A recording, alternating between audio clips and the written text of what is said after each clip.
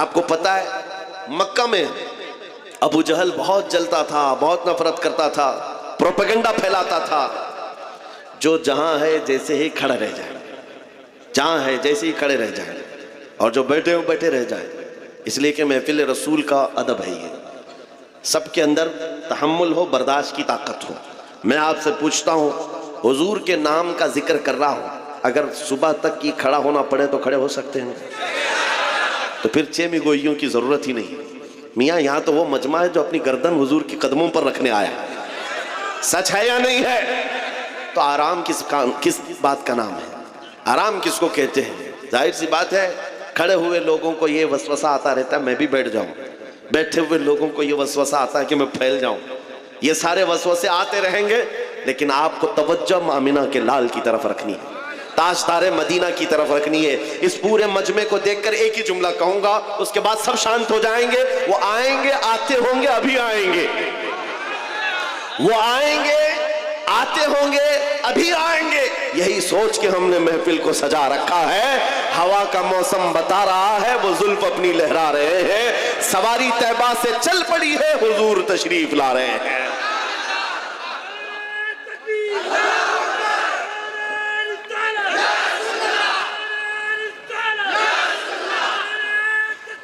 جس کے دل میں اب یہ عظمت ہو کہ حضور پاک کا جلسہ ہے، حضور پاک کا نام ہے، اور ہم اس امید سے بیٹھے ہیں کہ کبھی تو کرم ہوگا، کبھی تو نظر عنایت ہوگی، تو پھر اب وہ اپنی توجہ اس طرف رکھے۔ سنو، مکہ میں ابو جہل نے بہت پروپیگنڈے پھیلائے تھے، بہت برائیاں کر رکھی تھیں حضور پاک کی شان میں، جادوگر، ساحر، شاعر، مجنون، نہ جانے کیا کیا الفاظ سب کہہ دیا تھا۔ اور اس کے بعد ایک وقت ایسا آیا کہ اپنا جادو چلانے کے لیے اس نے ایک بہت بڑے شخص کو اس کے اوپر ہتھ کنڈا ڈالا۔ حبیب یمنی کا نام سنا ہوگا، ایک بڑا شخص تھا، مکہ میں اس کی مقبولیت بہت زیادہ تھی، اور ابو جہل جا کر کے اس کو بولتا ہے کہ آؤ، مکہ میں ایک شخص نکلا ہے جس کے جادو کے چکر میں سارے لوگ ہمارا دین چھوڑ کر نکل جا رہے ہیں، اور نہ جانے کتنے لوگ اپنے باپ داداؤں کے دین سے اب تک بدل چکے ہیں۔ حبیب یمنی نے کہا وہ کیا کہتا ہے؟ سب بتایا ایسے ایسے معاملات ہیں۔ تو سنو توجہ، حبیب یمنی کہتا ہے میں خود آ کر کے دیکھوں گا مکہ میں، جس کو بھی ورگلانے کی کوششیں ہوئی ہیں حضور پاک کے خلاف، تاریخ میں بتا رہا ہوں، توجہ چاہتا ہوں، تاریخ بتا رہا ہوں۔ حبیب یمنی جب آنے والا تھا مکہ، ابو جہل نے بہت استقبال کیا کہ اب تو معاملہ بڑا ہوگا، جب وہ کوئی سٹینڈ لے گا تو مکہ میں یہ جو چھوٹی جماعت ہے مسلمانوں کی سب کو ختم کر دیا جائے گا، بڑا سخت بھی ہے۔ حبیب یمنی آتا ہے اور کہتا ہے میں پہلے اس محمد صلی اللہ علیہ وسلم سے ملاقات کرنا چاہتا ہوں، میں ڈائریکٹ پوچھنا چاہتا ہوں کچھ معاملات ہیں۔ اس نے آتے ہی حضور پاک صلی اللہ تعالیٰ علیہ وسلم سے ملاقات کی، اور اس کے بعد پوچھا کیا آپ نبی ہیں؟ کہا ہاں میں اللہ کا آخری نبی ہوں۔ نبی اگر ہے، توجہ، تو اس نے کہا کہ آپ کے پاس کوئی معجزہ ہے؟ حضور پاک صلی اللہ علیہ وسلم نے خود پوچھا تو کیا دیکھنا چاہتا ہے؟ نبی مختار کل ہیں، جس کو جو چاہیں، ارے جہاں بانی عطا کر دیں، بھری جنت ہبا کر دیں، اور میرے مرشد فرماتے ہیں جہاں میں ان کی چلتی ہے وہ دم میں کیا سے کیا کر دیں، زمین کو آسمان کر دیں، سریا کو سرا کر دیں۔ حبیب یمنی سے پوچھا تم کیا دیکھنا چاہتے ہو؟ عربوں میں اس وقت یہ بات مشہور تھی، جادو کرنے والے کا جادو زمین پہ چل سکتا ہے، آسمان پہ نہیں چلتا، زمین پہ سارے جادو دکھائے جا سکتے ہیں، آسمان پہ نہیں۔ تو اس نے یہ سوچا کہ اگر یہ جادوگر ہے تو زمین پر کر کے دکھا سکتے ہیں، آسمان پہ نہیں۔ کہا میں آسمان پہ کوئی جادو آپ کا کوئی معجزہ دیکھنا چاہتا ہوں، آسمان پہ۔ 14ویں رات تھی، چاند آب و تاب کے ساتھ چمک رہا تھا، نبی رحمت صلی اللہ علیہ وسلم نے انگلی کا اشارہ کیا، چاند 2 ٹکڑوں میں بدل گیا۔ یہ معجزہ پتہ ہے آپ کو، شق القمر کا معجزہ، چاند آدھا ادھر آدھا ادھر، نبی کریم صلی اللہ تعالیٰ علیہ وسلم کا یہ معجزہ دیکھ کر کے وہ حیرت میں رہ گیا۔ اس کے بعد سنو، اب اس نے کیا کہا کہ اب دوسری بات میرے دل میں ہے، میں کچھ سوال لے کر کے آیا ہوں، آپ خود ہی بتا دیجیے۔ یہ بہت بڑی بات ہے میرے عزیز، ان کا عقیدہ بھی یہ تھا نبی جو ہوتا ہے وہ غیب کا علم جانتا ہے، کافروں کا بھی عقیدہ تھا دل کے حالات نبی جانتا ہے۔ حبیبی امنی نے کہا میں کچھ سوال لے کر کے آیا ہوں اپنے وطن سے۔ حضور نے فرمایا ہاں تیرے دل میں یہ بات ہے، تیرے گھر میں ایک معذور لڑکی ہے، تیری معذور بیٹی ہے، اور وہ ہاتھوں پیروں سے معذور ہے، اور تو چاہتا ہے کہ اس کو صحت و تندرستی ہو جائے، جا اللہ نے اسے شفا دے دیا۔ بیٹی کہاں ہے؟ یمن میں ہے، اور یہ مکہ میں ہے۔ باپ دل کے حالات جیسے ہی بتایا نبی کریم نے کہا میں گواہی دیتا ہوں آپ اللہ کے سچے رسول ہیں۔ ابو جہل کس کے لیے لایا تھا؟ پروپیگنڈا پھیلانا تھا، حضور کے خلاف ایک مورچہ قائم کرنا تھا۔ جس کو پکڑ کر کے لایا تھا وہی مصطفیٰ کے قدموں میں سر دینے کو تیار۔ عزیزان گرامی وقار، یہ تو مثال کے طور پر میں عرض کر رہا ہوں، یہ تاریخ اس طرح کے واقعات سے بھری ہوئی ہے۔ ایک ساتھ ایک عمیر بن وہب شخص تھے، توجہ چاہتا ہوں۔ یہ عمیر بن وہب کون ہے؟ جنگ بدر میں ان کا بیٹا رسول اللہ کے صحابہ کے ہاتھ میں قید ہو گیا۔ عمیر بن وہب، پہلے ان کو شیطان قریش کہا جاتا تھا، قریش کا شیطان، کیونکہ سارے مکہ والوں کو بھڑکانے میں بہت بڑا کردار تھا عمیر بن وہب کا۔ لیکن جب بیٹا گرفتار ہو کر کے گیا حضور کے پاس، روزانہ دل میں یہ خیال آتا تھا کیسے اپنے بیٹے کو آزاد کروں۔ جنگ بدر میں 70 قیدی گرفتار تھے، تو ہوا یہ کہ خانہ کعبہ کے اطراف جو دیوار ہے اس کو حتیم کہتے ہیں۔ حتیم کعبہ میں بیٹھا ہے عمیر بن وہب، اور ساتھ میں ایک اور شخص ہے صفوان، نام یاد رکھو صفوان۔ یہ وہ شخص ہے جس کا باپ جنگ بدر میں قتل ہو گیا۔ دونوں کا مسئلہ سیم ہے، ایک کا باپ مارا گیا ہے اور ایک کا بیٹا قتل ہو گیا ہے۔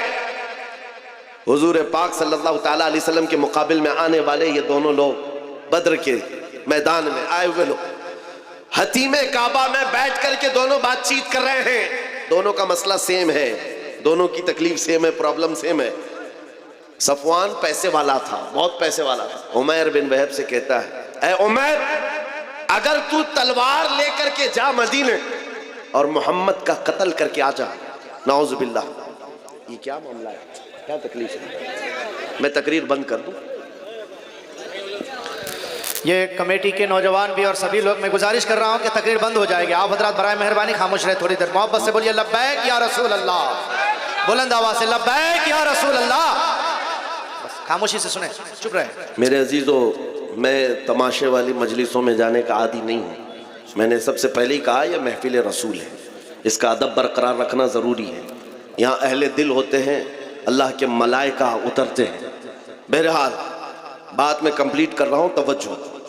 صفوان عمیر سے کہتا ہے میں تجھے تلوار دوں گا، زہر میں بجھا کر کے جا مدینے، محمد صلی اللہ علیہ وسلم کا قتل کر کے آ جا، تیرے اوپر جتنا قرضہ ہے سب میں نپٹا دوں گا، اور پھر مال بھی دوں گا، اور تیرا بیٹا بھی آزاد ہو جائے گا۔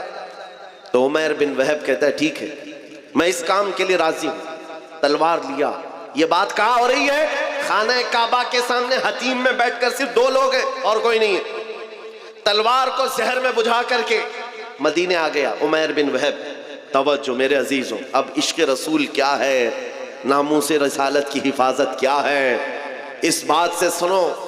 جب عمیر بن وہب مدینے پہنچتا ہے مسجد نبوی کے باہر، لیکن سامنا کس سے ہو جاتا ہے؟ حضرت عمر بن خطاب سے، امیر المومنین۔ حضور پاک صلی اللہ تعالیٰ علیہ وسلم مسجد نبوی میں ہے، حضرت عمر بن خطاب چند صحابہ کے ساتھ باہر کھڑے ہیں۔ جیسے ہی حضرت عمر نے عمیر بن وہب کو تلوار لٹکائے ہوئے آتے دیکھا، غضبناک ہو گئے۔ سب سے پہلے اپنے ساتھیوں سے کیا کہا؟ خذوا ھذا الکلب، پکڑو اس کتے کو۔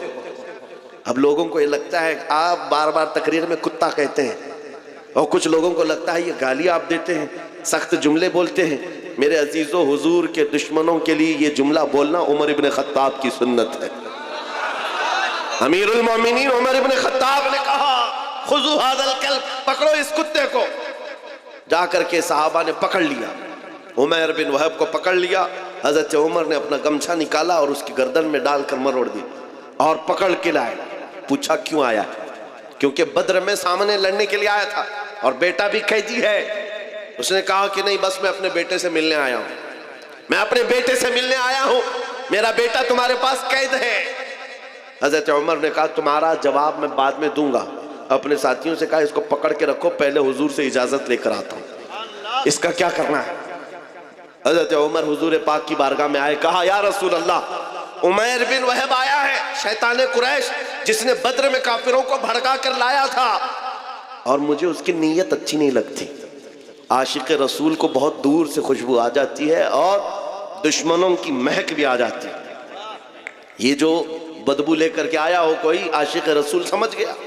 عمر ابن خطاب کہتے ہیں مجھے اس کی نیت اچھی نہیں لگتی۔ حضور نے فرمایا عمر اس کو اندر تو آنے دو، باہر کھڑا کر کے رکھے، اندر تو آنے دو۔ حضرت عمر نے گردن میں اسی طرح گمچہ ڈال کے کھینچتے ہوئے اندر لائے۔ حضور نے فرمایا چھوڑ دو، چھوڑ دیا، وہ تلوار بھی ہاتھ میں ہے۔ حضور نے پوچھا عمیر بن وہب کیسے آنا ہوا؟ جھوٹ بولا، کہا میرا بیٹا قیدی آپ کے پاس ملنے کے لیے آیا ہوں۔ حضور نے فرمایا بیٹے سے ملنے آئے ہو تو تلوار لے کے کیوں آئے؟ بیٹے سے ملنے کے لیے تلوار کیوں؟ تو دکھانے کے لیے تلوار پھینک دیا۔ کہا اس تلوار سے کیا ہونا ہے؟ تلواریں ہمارے پاس بدر میں بھی تھی لیکن فتح آپ ہی کی تو تھی۔ بڑی بڑی باتیں کر رہا تھا۔ حضور پاک نے فرمایا عمیر بن وہب بتاؤ تو صحیح کیوں آنا ہوا؟ کہا کہہ تو رہا ہوں بس بیٹے سے ملنے آیا ہوں۔ حضور نے جلال میں کہا عمیر وہ بات بتاؤ جو حتیم کعبہ میں بیٹھ کر صفوان کے ساتھ کر کے آئے ہو، مکہ میں بیٹھ کر کے جو تم بات کر کے آئے وہ بات بتاؤ۔ میرے عزیزو بچا کیا تھا؟ بچا کیا تھا؟ عمیر بن وہب کا پورا جسم کانپنے لگا۔ کہا اب اس کے آگے کیا بتاؤں، بس گواہی دیتا ہوں آپ اللہ کے سچے رسول ہیں۔ نعرہ تکبیر!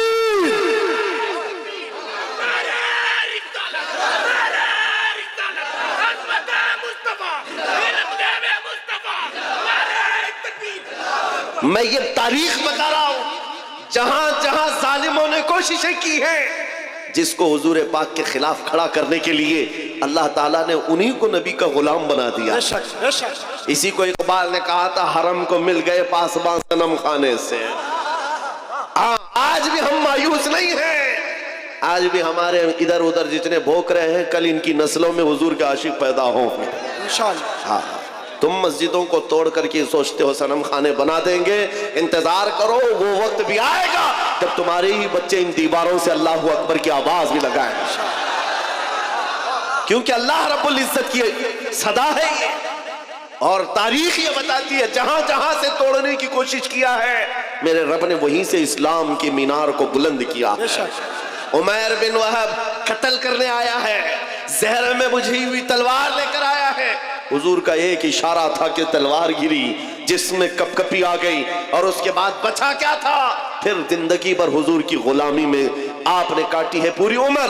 حضور پاک کے عاشقوں میں شمار ہوتا ہے عمیر بن وہب کا، لیکن حضرت عمر ابن خطاب کا مسلک بھی تو دیکھو، مسجد کے باہر پکڑ کر کے لائے تھے گردن میں گمچھا ڈال کر، اور کیا کہا تھا خذو ھذا الکلب، پکڑو اس کتے کو۔